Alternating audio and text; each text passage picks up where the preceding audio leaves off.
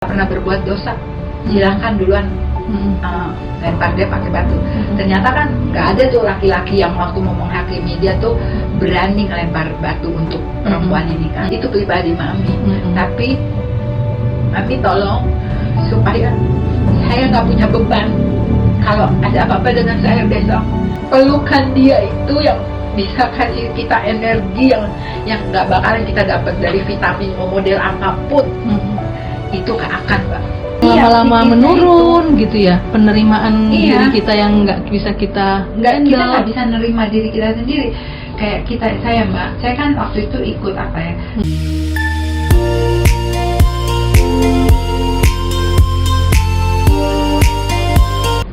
Assalamualaikum warahmatullahi wabarakatuh. Selamat siang buat semua pendengar Coba Cerita. Apa kabar?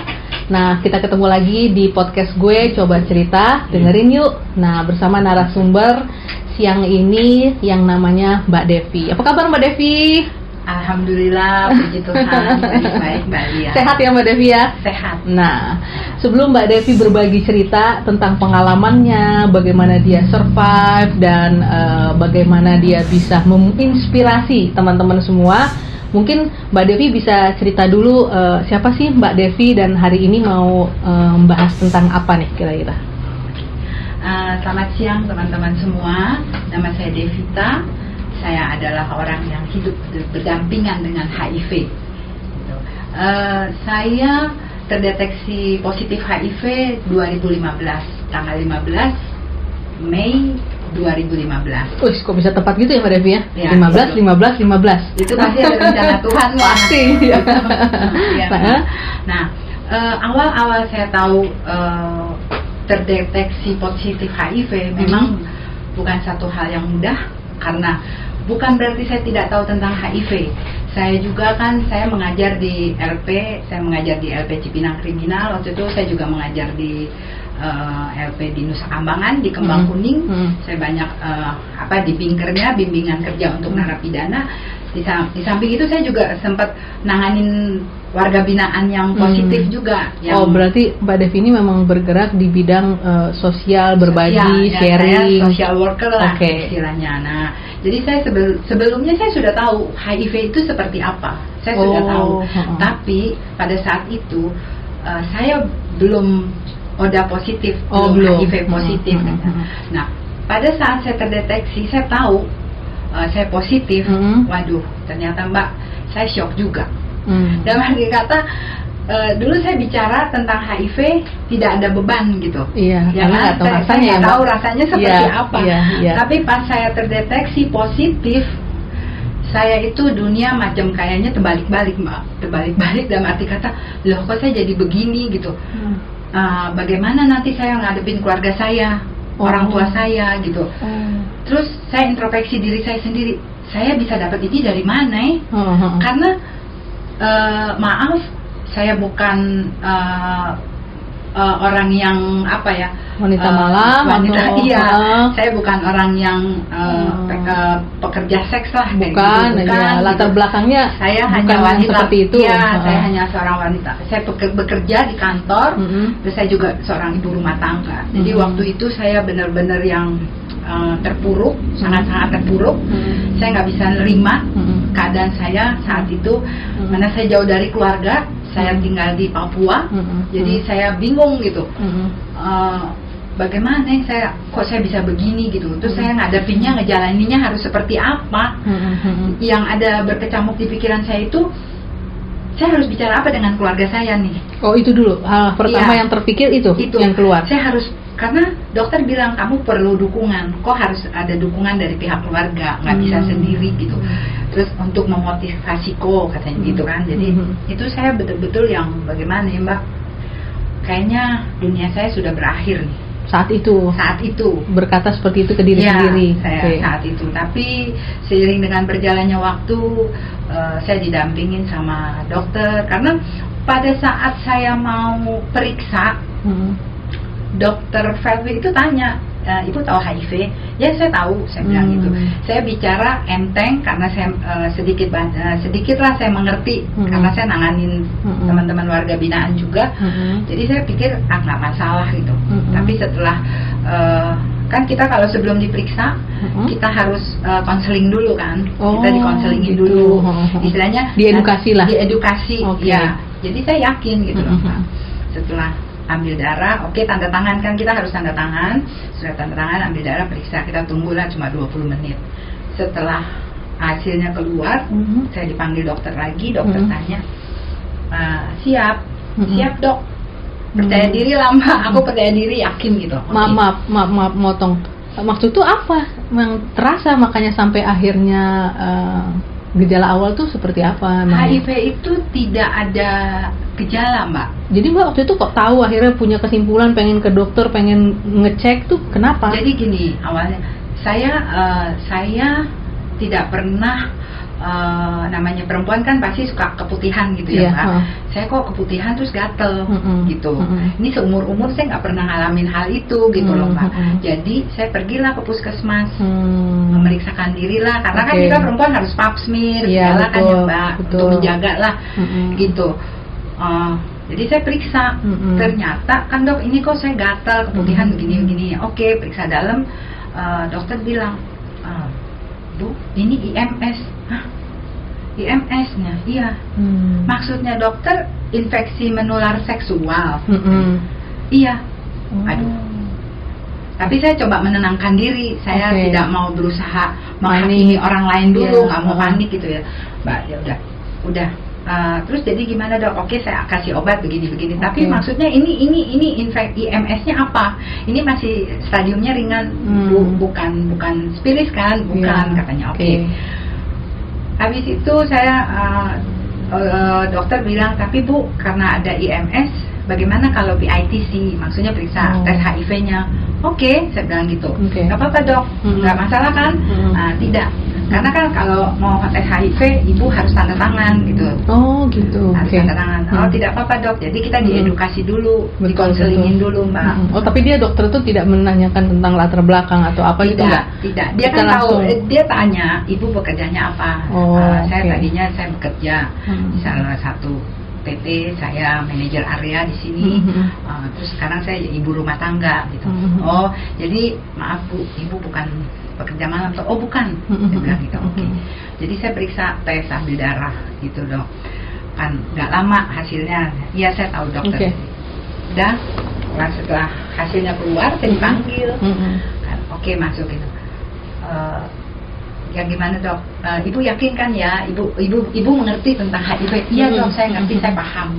Ibu nggak takut kan? Tidak. Saya yakin lah dok, percaya diri. Mbak Lia, saya percaya diri. Tapi pas buka hasil,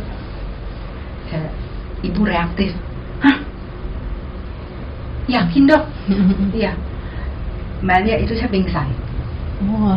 Saya lemes. Aduh, kayaknya dunia tuh berputar gitu, dunia terbalik-balik. Pokoknya saya shock lah. Iya, betul. Sampai akhirnya saya sadar tuh, saya udah di UGD-nya gitu. Saya dokter bilang, ibu nggak usah panik. Gitu. Dokter nggak salah. Tidak. Itu darahnya ibu. Bisakah tes sekali lagi aja, satu kali lagi saya minta gitu. Untuk saya supaya yakin gitu. Iya. Karena saya ngerasa saya bukan pekerja malam. Gitu. Saya hanya seorang ibu rumah tangga. Akhirnya periksa lagi, hasilnya sama. Kenapa? Reaktif. Akhirnya saya bertanya sama diri saya sendiri, Tuhan, kenapa saya harus seperti ini? Salahnya saya di mana? Gitu. Kenapa saya nggak tahu apa-apa? Iya. Tapi saya nenangin diri. Saya nggak mau menghakimi orang lain dulu, Mbak. Betul. Ya kan? Saya coba saat itu saya berdamai dulu sama diri saya, karena saya tahu ketika saya shock atau itu fatal gitu, saya tahu gitu. Karena saya ngerasa nih urat-urat saya udah kaku semua gitu. udah ini. Terus saya bilang tidak salah. Hari ini Bu Devita seorang yang hidup dengan ibu kan tadi bilang ibu tahu, ibu nggak takut, jadi ibu harus hadapin. Ya dok, saya cuma shock aja. Salahnya di mana gitu? Kenapa harus saya? Gitu. Saya ini nggak pernah kemana-mana, saya bilang gitu. Saya harus bicara apa nanti sama keluarga saya, karena saya tahu saat mulai terapi itu bukan satu hal yang mudah. Betul. dan setiap orang efek sampingnya tuh beda-beda. Saya ngadepin teman-teman yang warga binaan yang saya dampingin itu nggak enak gitu. Itu yang saya takutin. Saya bilang gitu, kira-kira saya mampu nggak ya lewatin itu gitu. Seiring berjalannya waktu udah tuh Mbak, oke, kita akan pemeriksaan lagi, dilihat CD4-nya. CD4 itu daya tahan tubuh kita, ketahanan kita, sel darah putihnya kita. Istilahnya setiap tubuh manusia ada tentaranya gitu. Betul. Nah, tentara itu yang akan mengcover body kita, antibody kita toh. Iya. Nah, saya periksa itu, terus kita diperiksa fungsi SGPT, SGOT-nya saya, fungsi hati, ginjal, paru-paru, otak, baru udah semua udah keluar hasilnya bagus, baru saya mulai terapi.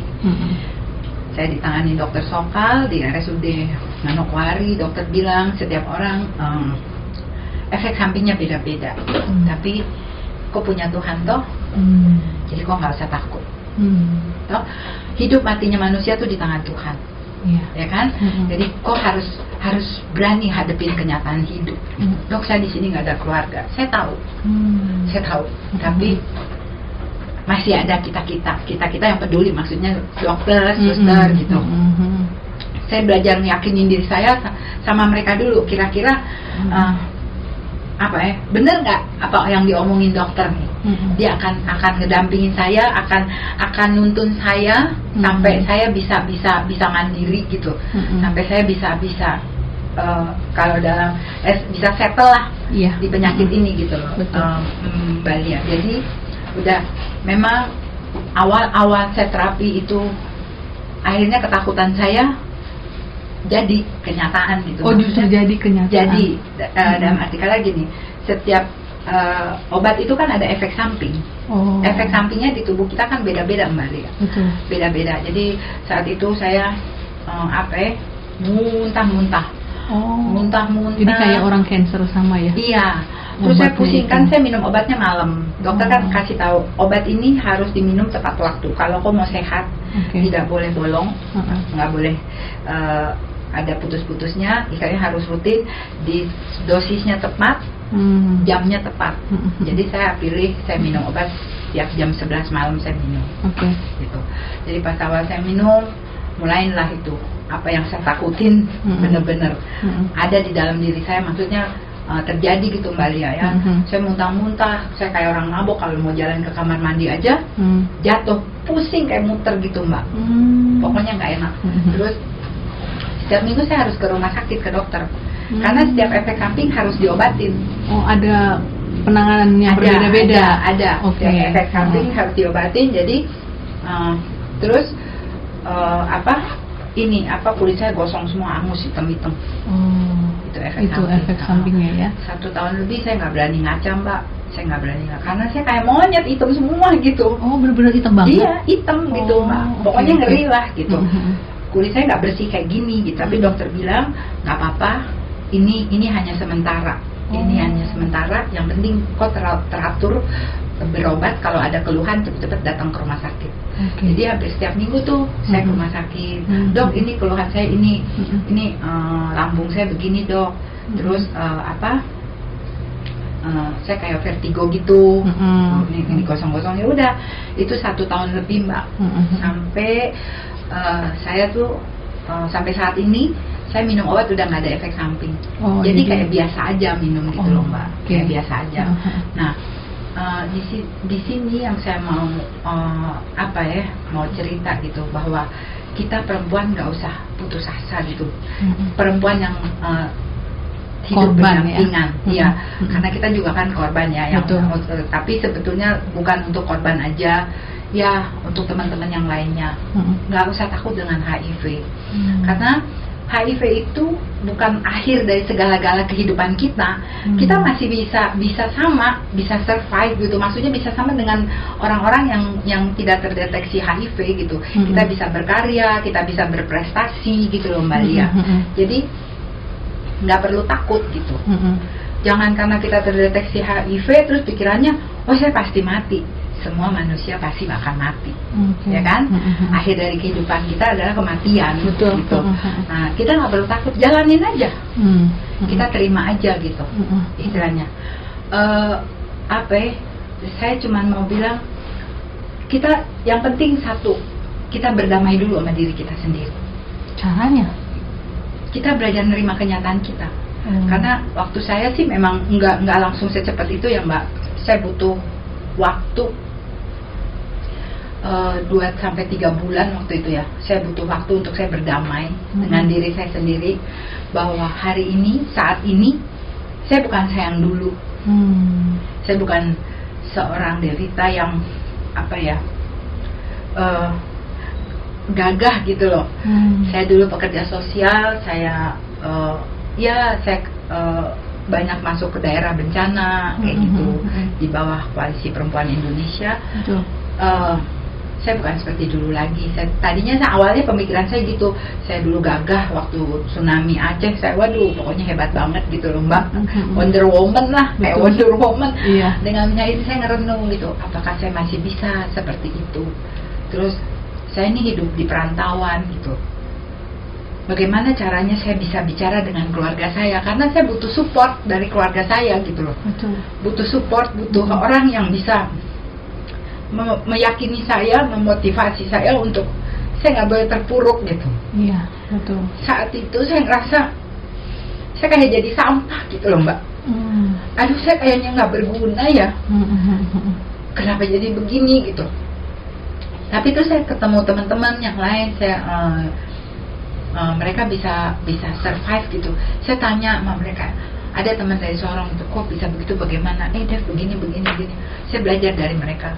Di samping itu saya banyak diajar sama dokter Sokal sama Suster Polly gitu. Devi nggak boleh putus asa. Kok punya Tuhan toh? Gitu. Kan Tuhan yang ciptain kok.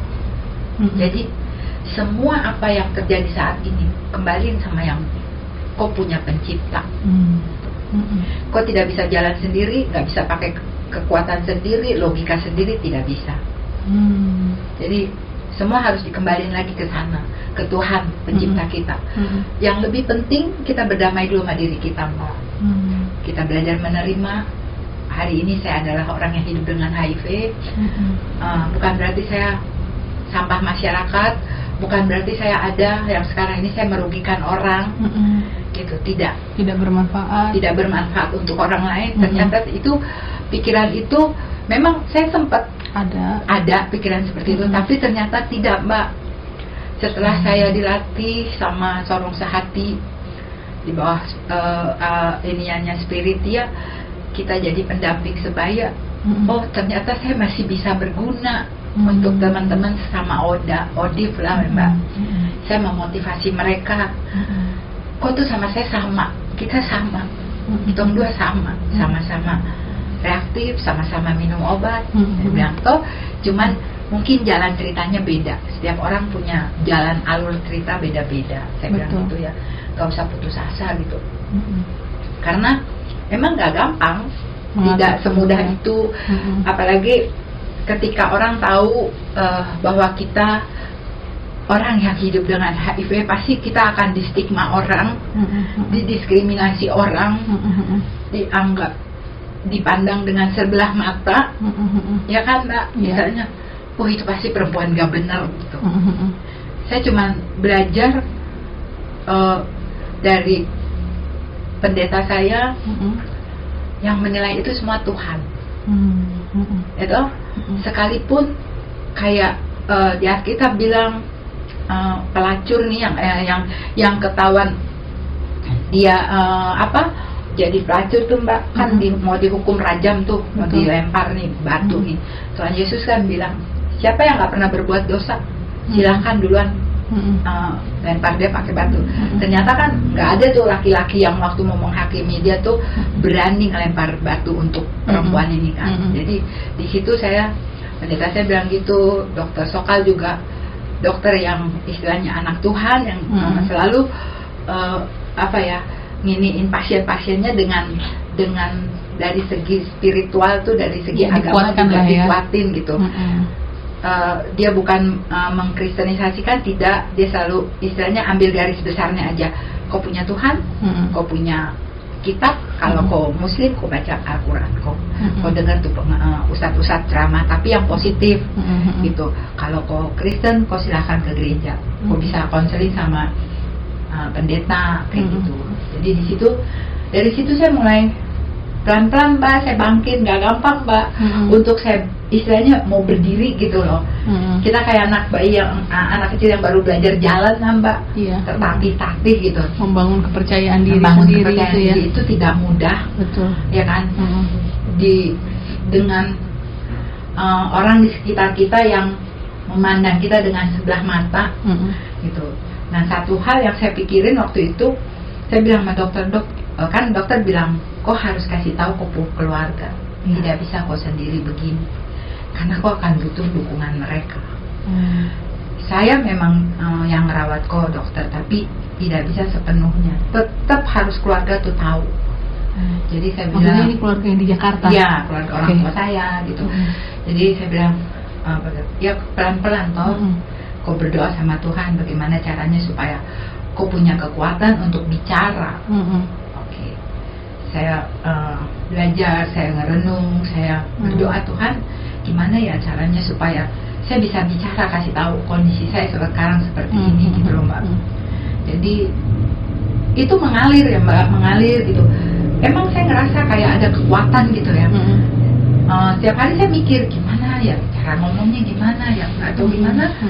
Itu udah tahun keberapa ya, saya telepon adik saya perempuan. Saya cuma bilang, saya mau kasih tahu satu hal, saya bilang, tapi jangan kaget, jangan menghakimi saya. Ya kalau dibilang saya salah. Tapi bukan berarti saya salah, kalian harus menghakimi saya gitu. Tidak. Tadi saya tanya kenapa? Saya sakit. Saya bilang, sakit apa? Saya positif HIV. Aduh, adik saya juga HIV. Tapi adik saya, oke, lo tenang, lo tarik nafas, nggak usah ini, pokoknya lo tenang dulu, lo tenang. Saya tahu dia pasti shock. Dia juga kayaknya ngatur nafas di telepon.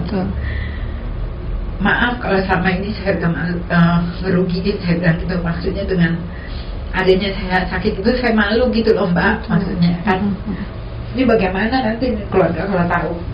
Udah, tapi jangan bilang mami dulu, tunggu saya pulang biar saya yang bilang. Adik saya bilang oke, ya udah. Berapa bulan ya baru saya nyiapin diri saya lagi, terus saya pulang. Saya pulang ke mami. Saya bilang sama ibu saya, mami, saya mau bicara satu hal. Kenapa? Tapi saya minta mami tidak menghakimi saya cuma minta doanya mami. Saya cuma mau minta, kalau saya punya kesalahan saya minta maaf gitu. Saya bicara, saya positif Mbak, mama bisa nangis Mbak. Nggak bisa cuma bilang, ya Allah, sebenarnya apa yang you bikin di sana, you dipanggil ibu guru tuh ngapain? Saya bilang, saya tidak bikin apa-apa. Terserah mami mau menghakimi saya seperti mau punya image yang tidak baik, itu pribadi mami. Tapi mami tolong supaya saya nggak punya beban. Kalau ada apa-apa dengan saya besok, saya udah nggak punya beban gitu. Saya udah terbuka, nggak ada yang ngeganjel di hati saya. Hari ini anak mami yang berdiri depan mami, saya orang yang hidup dengan HIV. Saya minta maaf kalau saya punya salah. Saya bilang, ya namanya seorang ibu yang Mbak, mau kesalahan anaknya seperti apa istilahnya ya Mbak. Dia peluk saya, di situ saya ada rasa damai, ada saya rasa kekuatan yang mengalir di tubuh saya itu benar-benar yang gimana ya Mbak, yang nggak pernah saya rasa gitu loh. Pelukan seorang ibu ketika kita mengakui apa yang ada saat yang terjadi sama diri kita, itu benar-benar kayak ada energi Mbak yang ngalir di tubuh saya. Saya langsung yang gimana nih, kayak kuat gitu loh Mbak. Betul. Di situ saya ngerasa kuasa Tuhan tuh, bahwa ibu itu segala-galanya Mbak.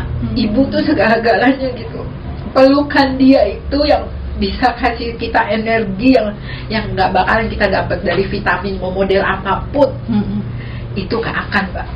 Di situ saya bisa ngerasain, maksudnya begitu besar kasih seorang ibu ketika dia meluk anaknya tuh, energinya tuh. Tapi saya ngelihat mami saya tuh langsung kayak lemes gitu, karena energi dia kan setarik jadinya toh. Betul. Ketika dia namanya ibu, dia ngerasa oh ini anak saya gitu.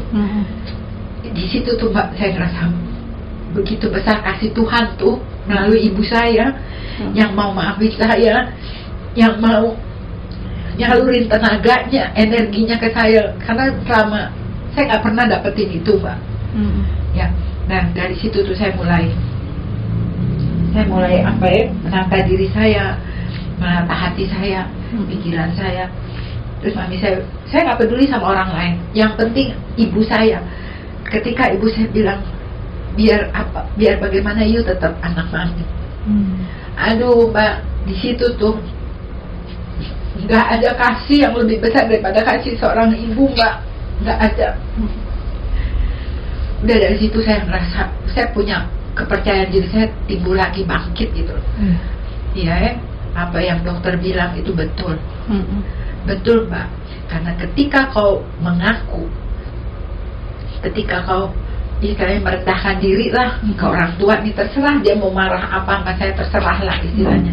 Itu nanti akan lain. Itu betul Mbak. Dampak psikologisnya tuh begitu kuat gitu loh Mbak. Jadi saya banyak ngajarin teman-teman gini, ketika mereka terdeteksi saya tanya, kok keluarga sudah tahu kah? Belum kakak. Oke. Semua tuh butuh waktu untuk, nggak bisa secepat itu, dan waktunya orang tuh beda-beda. Saya juga bukan 1-2 tahun baru saya bicara, tidak.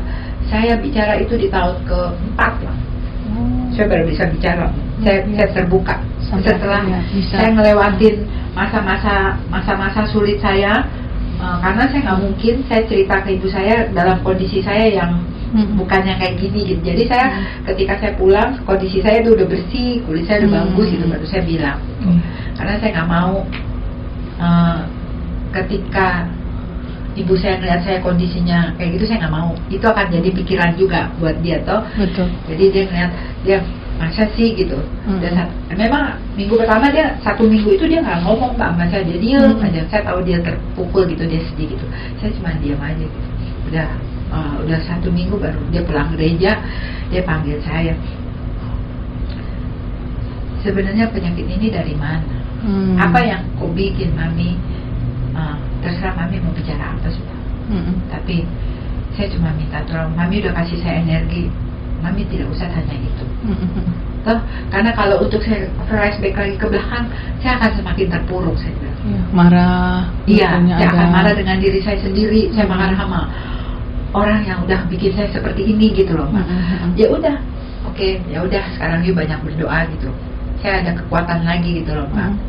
Yang penting saya cuma bilang, mami maafin saya. Tidak apa-apa katanya. Yang penting mami udah tahu gitu.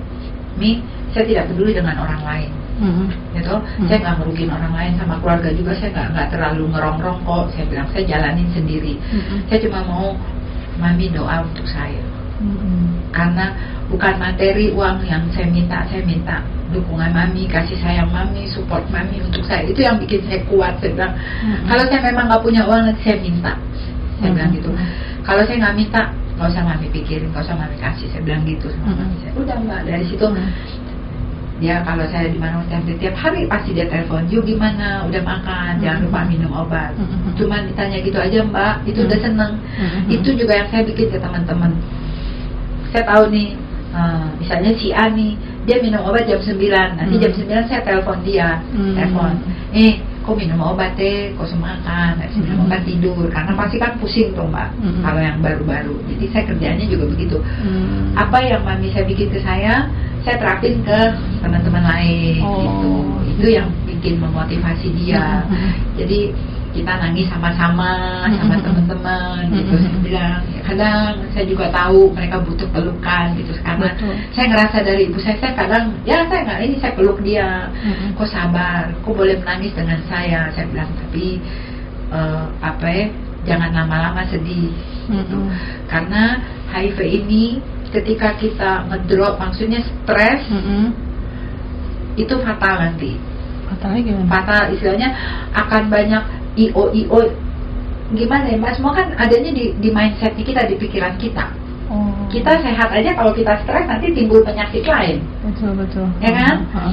Kita stres nanti lambung lah, asam lambung naik kayak gitu. Itu kan semua dari pikiran Mbak. Jadi Betul. saya banyak ngajarin teman-teman gitu. Kita cerita, terus saya bilang hati yang di Alkitab itu kan ada bilang hati yang gembira itu adalah obat. Gitu. Ya kan? Jadi kita harus selalu bergembira. Menjalanin HIV, hidup dengan HIV itu sebetulnya nggak susah. Hidup baik-baik gitu. Iya. Ya kan? Yang merubah tuh, yang sesuatu merubah mindsetnya ya. Iya, kita rubah mindset kita. Kita senang-senang aja. Hidup yang bagus, yang baik-baik, terus hidup dengan senang-senang bukan hal yang negatif ya Mbak. Maksudnya Betul. kita positive thinking, kita melakukan hal-hal yang positif kayak gitu. Itu yang bisa ngasih kita kekuatan gitu. Betul. Dari situ kita jadi kayak punya power gitu loh Mbak. Nah terus saya kan juga, saya suka ngerajut. Jadi kan saya ikut grup rajut Indonesia nih. Jadi waktu tahun 2001 ya, kita ada bikin, teman-teman rajut terus mau bikin bendera rajut terbesar. Iya, saya lihat Iya, Mbak Devi di saya. itu ya. Iya, saya koordinatornya. Salah satu apa? Untuk Manokwari. Muri ya, masuk Ya, Muri ya. ya. Oh iya. Jadi saya bilang sama Om Apit di Surabaya ya, dia Oma sama panitianya, Oma ini grupnya aku ini agak spesial loh Oma. Apa Dev? Gitu. Tadinya kan saya nggak cerita. Ini teman-teman Oda. Maksudnya gimana katanya? Oma, ini kita yang hidup dengan HIV. Oh iya katanya gitu. Iya. Oh ya udah, nggak apa-apa ya Oma gitu. Ya kita lain sedikit lah daripada teman-teman rajuters lain. Ya udah, saya koordinatornya, ada yang teman-teman dari Sorong, dari Manokwari. Tapi kan artinya kegiatan yang tadi Mbak Devi lakukan itu kan membuktikan kalau Mbak Devi atau teman-teman tuh berhak mendapatkan porsi yang sama, ya kan, bisa berkegiatan tadi, bisa berprestasi juga. Ya intinya kan itu kan yang mau diangkat kan. Iya, jadi kita nggak usah takut, sekalipun kita perempuan yang hidup dengan HIV, kita juga bisa. Kayak saya nih misalnya, saya juga bisa seperti Mbak Lia gitu. Betul. Saya bisa kerja di kantoran kayak orang-orang lain gitu. Sebetulnya nggak ada bedanya Mbak.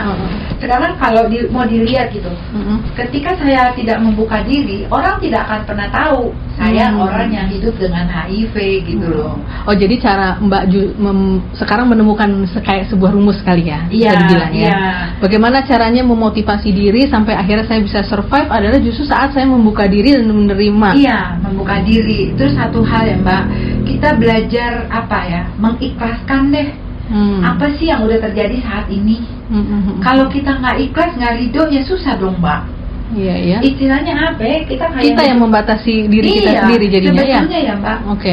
Selain kita distigma dan diskriminasi orang, betul. Sebetulnya ya Mbak, yang kesalahan yang banyak terjadi, kita sendiri yang menstigma diri kita sendiri gitu. Paling kejam tuh justru kita sendiri. Kita sendiri yang menstigma diri kita, mendiskriminasi diri kita gitu. Membatasi diri kita. Iya, membatasi diri kita.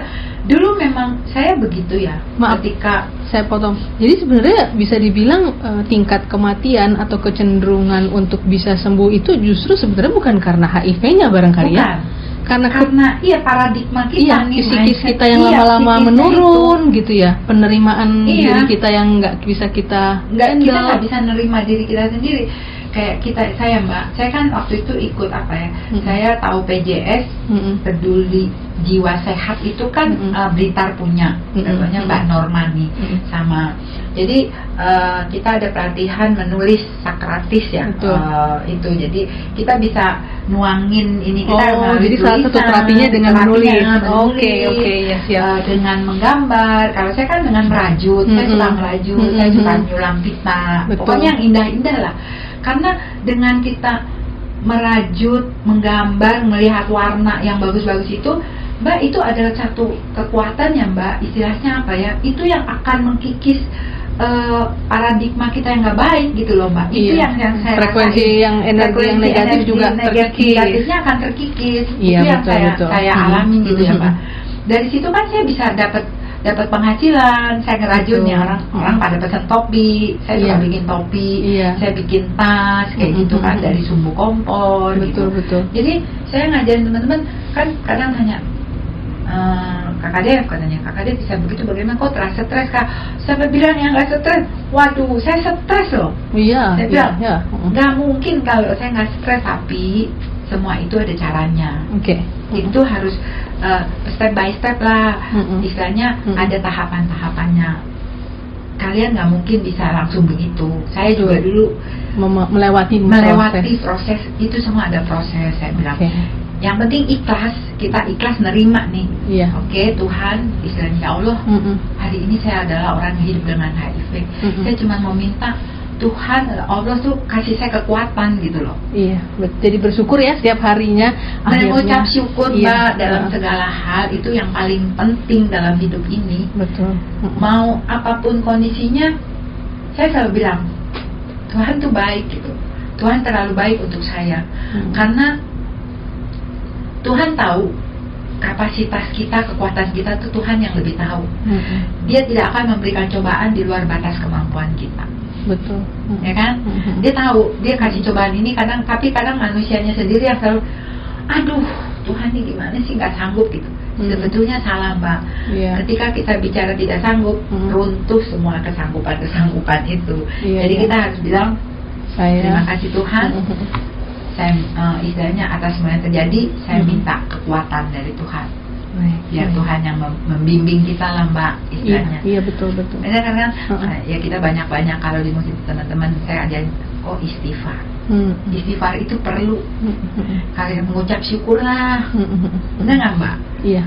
Nah kalau misalnya nih minta maaf kan durasi kita memang nggak banyak. Seandainya Mbak Devi ingin membantu teman-teman yang sobat cerita di luar, yang mungkin baru atau mungkin ya yang lama juga masih butuh sih kalau aku rasa ya.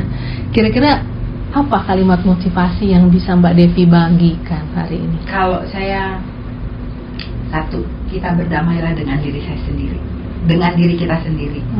Dua, kita mensyukuri apa yang udah terjadi nih. Dan kita mengucap syukur, kita bilang Tuhan tuh baik, kita dikasih cobaan seperti ini, tidak mungkin di luar batas kemampuan kita. Terus kita tidak perlu mendengar apa yang nggak perlu kita dengar. Betul. Ya kan? Tidak perlu kita tuh mencari tahu apa yang kita tidak perlu tahu. Betul. Jadi udah jalanin aja hidup gitu.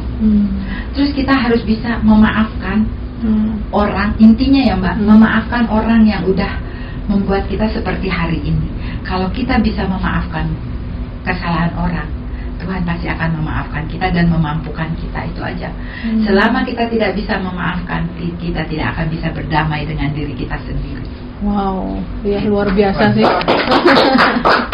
Ya, nggak murah dong untuk bisa mendapatkan sebuah kebenaran ini kan. Iya nggak sih Mbak? Ibaratnya ya pengalaman apa yang terjadi sampai di titik ini, bisa berbagi sebuah kebenaran, itu kan luar biasa ya. Itu mutiara yang Allah nggak kasih buat semua orang pasti. Tidak. Terus satu hal, saya waktu 2000 berapa ya, kita ada acara halal bihalal sama Ibu Nur, saya ada apa ya itu? Saya baca puisi. Sobat cerita mungkin saya ingin kali ini di kesempatan yang berbeda ini pengen membiarkan Mbak Devita membacakan karyanya. Iya, waktu Iya. itu ya nggak ada judul, puisi tanpa judul. Saya waktu itu hanya spontanitas saja. Saya waktu ada halal bihalal sama Ibu Gubernur. Silakan Mbak. Oke, bumi dan waktu terus berputar. Karena matahari, maka ada hari esok. Hari ini aku, dan besok adalah misteri. Aku bangga aku tahu. Dan Tuhan tahu kalau aku sanggup. Karena ada Dia yang lebih besar yang tahu kalau aku benar-benar sanggup. Aku tidak pernah merasa sepi dan aku tidak pernah merasa sendiri. Ada kalian, Bapak, Ibu, Kakak, adik, yang baru dalam kehidupanku saat ini. Jangan pernah kalian memandang aku dengan sebelah mata, karena aku masih butuh uluran tangan kalian. Terima kasih. Hebat. Terima kasih ya Mbak Devi ya. Ya. Terima kasih banyak sudah mau berbagi, hadir di sini, menceritakan kisahnya. Saya yakin ini bukan sebuah kemudahan untuk bisa berbagi. Ya. Ya. Jadi pesan saya untuk teman-teman perempuan yang hidup dengan HIV, jangan pernah putus asa. Kita harus bisa sama dengan perempuan-perempuan lain yang hidup tanpa HIV. Kita masih bisa berkarya, kita masih bisa berprestasi. Yang penting kita masih bisa berguna untuk orang lain. Amin, amin, amin. Baik, sebelum kita tutup podcast kita atau cerita-cerita kita hari ini, saya selain mengucapkan terima kasih kepada Bu Devita, saya juga yang mengucapkan terima kasih buat tim Coach 17, Mas Waldo juga sebagai tim produksi. Sekali lagi, kalau teman-teman ingin ada momen-momen atau fenomena yang mungkin kurang lebih seperti Mbak Devita ini ingin diceritakan, bisa langsung email ke saya di cobacerita@gmail.com atau DM langsung untuk komentar, pendapat atau sharing-sharingnya di IG saya di Coba Cerita 177. Nah, video hari ini kita bisa saksikan Mbak Devita. Nanti Mbak Devita juga boleh ya IG-nya ditampilkan ya. Boleh. Atau mungkin ada komunitas yang ingin Mbak Devita sharing atau ditampilkan, nanti bisa ke Mas Waldo atau ke saya setelah acara ini. Nah, intinya video ini bisa disaksikan di YouTube channel Coba Cerita, juga di Noise. Dan nanti kalau misalnya teman-teman udah lihat, jangan lupa untuk di-subscribe atau tekan loncengnya supaya bisa melihat video-video yang lainnya. Yes. Nah, untuk hari ini sekian dulu. Terima kasih sekali lagi saya ucapkan. Sampai jumpa di episode selanjutnya. Dah. Sampai jumpa lagi.